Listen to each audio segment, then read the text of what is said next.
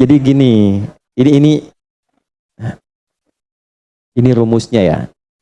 Ini jarang diketahui ini, tapi insya Allah kalau paham ini, insya Allah senang menikmati. Tapi jaga ya, ini rahasia di antara kita aja nih.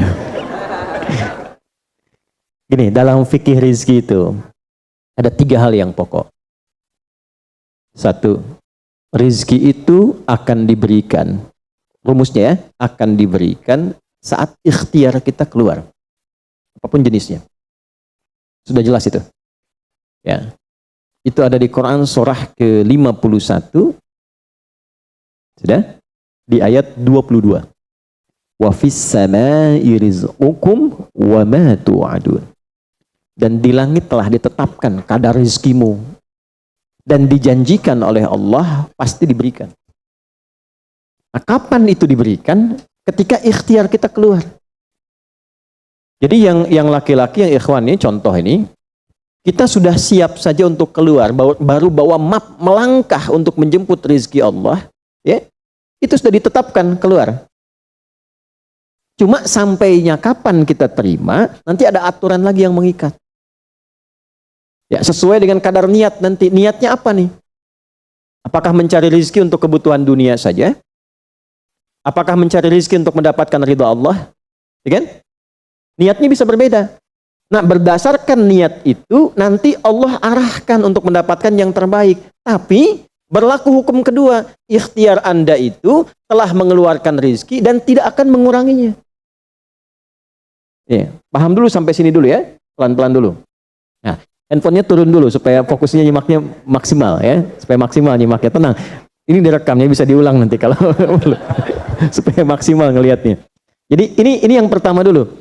Rizki sudah ditetapkan, pasti diberikan. Cara Allah memberikan, kita bergerak, itu rizki ditetapkan turun. Jelas? Nah, diterimanya oleh kita, nanti kembali berdasarkan ikhtiar kita dan niat kita untuk mendapatinya. Innamal a'malu ya, itu dalil hadisnya. Jelas ya? Sampai sini dulu. Yang kedua, rizki tidak akan tertukar dan berkurang. Karena kadarnya sudah pas. Ya, tepat, pas. Tidak ada yang berkurang. Dan tidak akan tertukar. Kalau Anda yang berikhtiar, tidak mungkin datangnya ke teman Anda. Mustahil. Kalau kita yang berikhtiar, tidak mungkin kepada saingan kita. Itu mustahil. Ya, kan ada persaingan dalam bisnis kadang-kadang kan? Kalau Anda yang ikhtiar, tidak mungkin ikhtiar Anda hasilnya diberikan kepada lawan bisnis Anda. Itu mustahil. Pasti jatuhnya ke Anda juga. Tidak akan ke yang lain. Kecuali dalam satu bab rumah tangga. Ya, usaha ayah kadang diberikan rizkinya mengalir kepada anak, atau usaha anak akan mengalir kemudian dampaknya kepada orang tuanya. Itu sudah rumus. Ya, awas hati-hati. Jadi kalau Anda ingin mudah berkehidupan ke depan, didik anak dekat dengan Allah. Ketika anak itu jadi baik, keberkahan pada anak itu akan menular kepada kedua orang tuanya. Ya, Bapak Ibu pengen haji, nabung banyak, belum berangkat, sudah antrian panjang. Itu kan?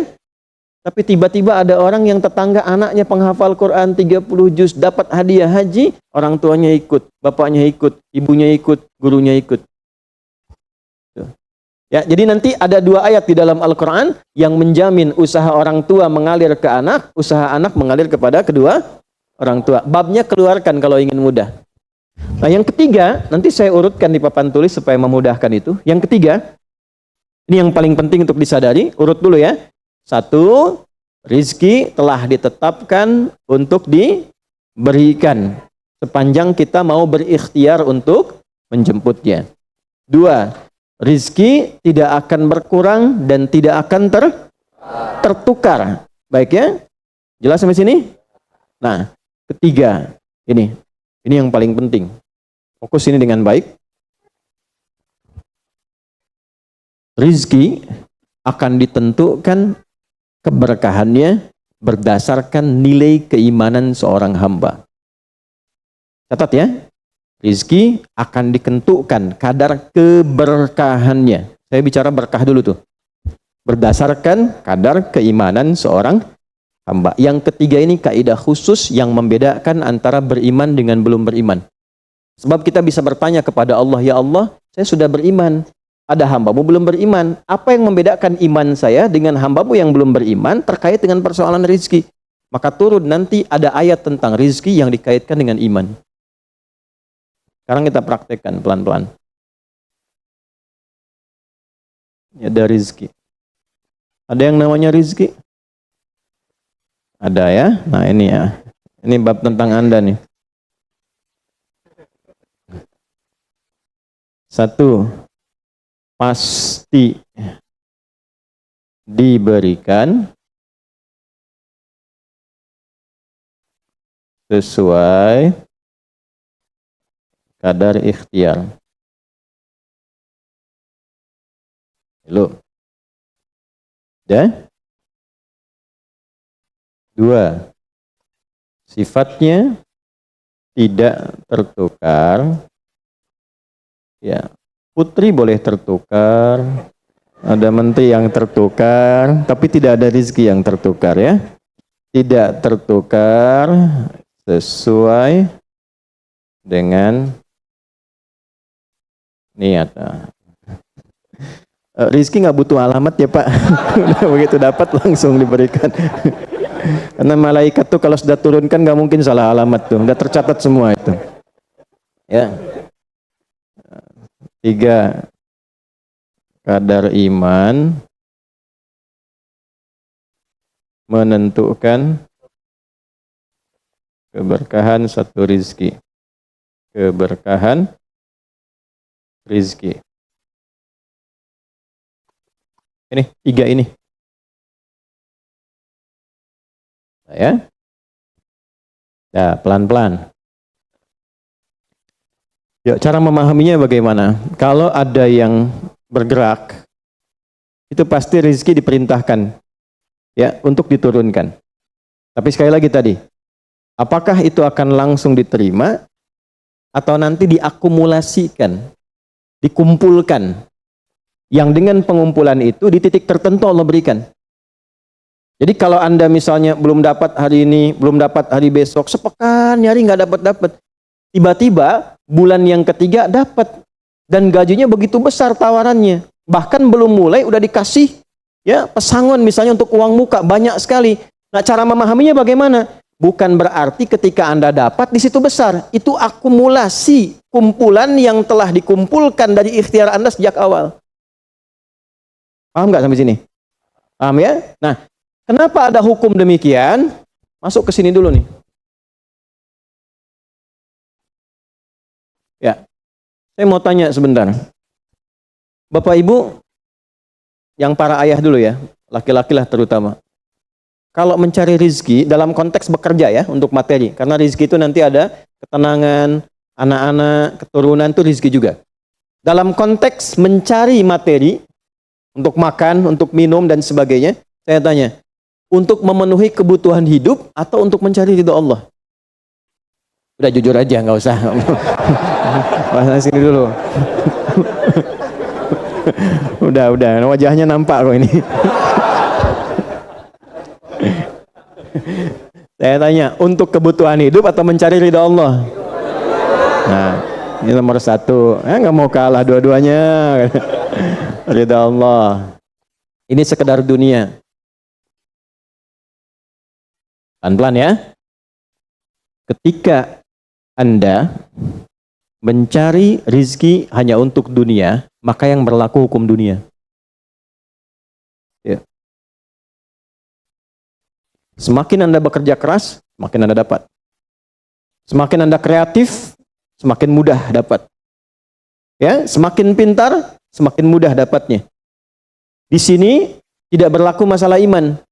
Karena semua sama, Allah tetapkan hukum dunia. Siapa yang bekerja keras, siapa yang mau kreatif, siapa yang punya inovasi, siapa yang makin pintar, mudah dia mendapatkan dunia.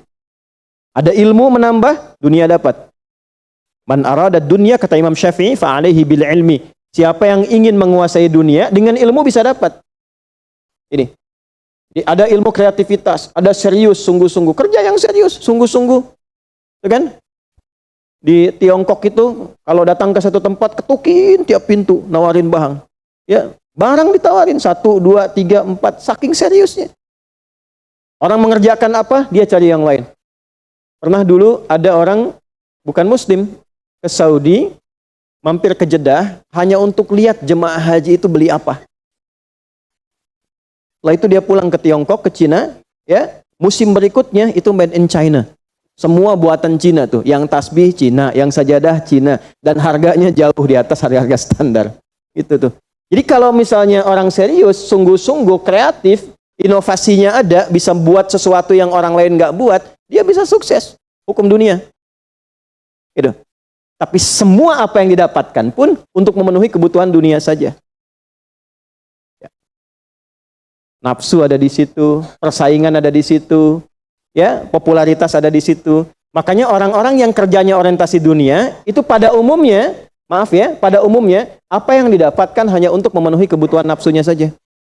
Selesai sampai sini. Nafsu itu kan nggak berhenti. Makanya perlombaannya berapa banyak? Ayo, siapa yang duluan dapat 10 triliun? Siapa yang duluan dapat 20 triliun? Dunia. Dan nggak akan berhenti. Begitu dapat, pengen nambah lagi. Dapat, pengen nambah lagi. Walaupun yang dipakai mungkin tidak sampai ke situ. Sekarang saya tanya Anda ya, mengumpulkan sesuatu yang tidak Anda gunakan, bermanfaat tidak? Ya. Ibu misalnya mengumpulkan kayu bakar banyak sampai seruangan masjid ini, Bu. Ya. Tapi yang ibu pakai sehari cuma satu. Ya, dikumpulin 1, 2, penuh, tapi yang dipakai 1. Tapi nggak pernah puas melihat pengen lagi, sampai 10 masjid kayu dikumpulkan. Yang dipakai cuma 1. Nah, kira-kira perbuatan semacam ini bermanfaat tidak? Nah, jika ada orang yang banyak bekerja, hanya membutuhkan sesuatu untuk memenuhi keinginannya saja, ketahuilah Anda terjebak dalam kehidupan duniawi. Mohon maaf sebesar-besarnya ya. Jadi kalau bekerjanya hanya untuk tambah tabungan lagi, cek saldo, bandingkan dengan teman-teman, tapi dari apa yang dikumpulkan tidak membuat Anda lebih baik. Ya, yang paling bahaya tuh gini, pas sakit carinya obat generik. Padahal kayaknya minta ampun gitu. Ya, itu menunjukkan bahwa ada sifat dunia yang menguasai. Pada diri pribadi pun bersifat masih kikir. Nah ini ya, ini yang berbahaya ini. Ya, kalau bekerjanya nggak ada masalah, serius dapat nggak ada masalah. Cuma yang dapat ini mengeluarkannya seperti apa? Kalau hanya mengumpulkan, hanya pamer, hanya untuk update, dia mau menyampaikan dengan pamernya, pakai hukum dunia, nggak bisa disalahkan dalam konteks dunia. Walaupun secara moral dalam hukum agama ini tidak dibenarkan. Jelas nggak sampai sini? Ya, sekarang saya tanya, ada nggak orang misalnya OKB misalnya, orang kaya baru gitu. Nah, baru kaya langsung pasang status, ada yang begitu. Ya, dapat mobil baru pasang status, ada yang begitu. Nah, ini biasanya semakin banyak dilakukan terjebak dengan hukum dunia. Tugas kita mendoakan, bukan mencela. Oh, pasti si itu tuh, bukan ya. Jangan seperti itu. Ya, tugas kita mendoakan kembali dan sehingga dengan doa itu mudah-mudahan sampai kepada jiwanya untuk bisa berubah. Sehingga diarahkan pada yang lebih baik. Tapi maksud saya begini, kalau ada di antara yang ngaji itu terpedaya dengan sistem seperti ini, dia bekerja, tambah lagi, tapi penambahan itu alhamdulillah tidak membuat kehidupannya lebih baik dan bermanfaat, dia terjebak dalam kehidupan dunia. Pada akhirnya, berlaku hukum akhir dunia. Apa hukum akhirnya? Fana. Dunia itu kan punya 2 arti, satu cepat, yang kedua rusak. Cepat, nggak terasa, kayaknya baru kemarin kita ngaji ya, sekarang ketemu lagi. Cepat tuh. Ya ketemu teman, kayaknya baru kemarin main sama-sama. Ternyata sekarang udah punya cucu 4 gitu. Ya? Itu dunia tuh. Itu hukum dunia, cepat. Ya, cepat. Yang kedua rusak. Semua dunia itu akan fana, rusak, sifatnya hilang, habis. Kalau bukan kita meninggalkan dunia, dunia yang meninggalkan kita duluan. Ini saya sering katakan, ini ada gelas nih, menampung air. Airnya habis, didiamkan saja, jangan diapa-apakan. Ini kotor, rusak sendiri. Anda punya handphone, elektronik, simpan aja, nanti rusak sendiri. Sifat semua dunia itu rusak. Ya, di sepanjang kita berada di dunia, tubuh pun nggak abadi. Yang ganteng-ganteng akan hilang dengan sendirinya gantengnya. Makanya ibu kalau cari suami ganteng nanti rugi tuh. Ya, baik sama, istri juga demikian, yang perempuan demikian. Semua selama di dunia hukum berlaku. Nah, harta juga begitu. Saat dikumpulkan banyak yang dihitung ini, Kalau tidak sadar dengan, nah ini poinnya. Kalau tidak sadar dengan ketentuan hidup yang benar, pasti penyesalannya di akhir. Karena semua yang dikumpulkan itu pada akhirnya akan selesai hilang. Minimal manusia yang meninggalkan apa yang dikumpulkan dari dunia ini. Terkumpul 100 triliun, hartanya kumpul, manusianya kan meninggal juga. Ya kan? Selesai ya? Ya, pertanyaannya, selama hidup yang kemakan berapa dari sini? Nah, ini yang kemudian dikoreksi oleh agama, dituntun oleh Islam. Tidak salah. Kalau bisa jangan 100 triliun, nanggung 1000 triliun, 2000 triliun, 3000 triliun. Kayak Abdurrahman bin Auf tuh, sampai 14.000 triliun. Kalau dihitung dengan kurs sekarang, itu sampai 14.000 triliun. Tapi ternyata apa yang dikumpulkan itu membawa keberkahan untuk dunianya plus membawa bekal kebaikan untuk akhiratnya. 1 dari 10 orang yang dijamin masuk surga tanpa hisab adalah orang paling kaya yang pernah hidup di muka bumi ini. Salah satunya Abdurrahman bin Auf. Hartanya kurang lebih sampai 14.000 triliun. Tapi bisa menggunakannya. Dunianya sejahtera, akhiratnya terjamin. Jelas sampai sini? Ya. Nah, maka yang paling menentukan itu ini satu niat. Yang kedua di sini, aspek keberkahan. Dicarinya pakai iman.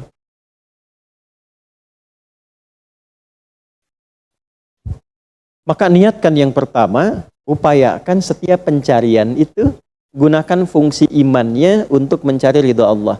Maka ayatnya akan pindah ke ayat 172. Ya ayyuhalladzina amanu kulu min thayyibati ma razaqnakum. Hei orang-orang yang beriman, pakai imanmu untuk mencari kebutuhan hidupmu. Nanti aku siapkan, kata Allah, yang sesuai dengan kadar imanmu.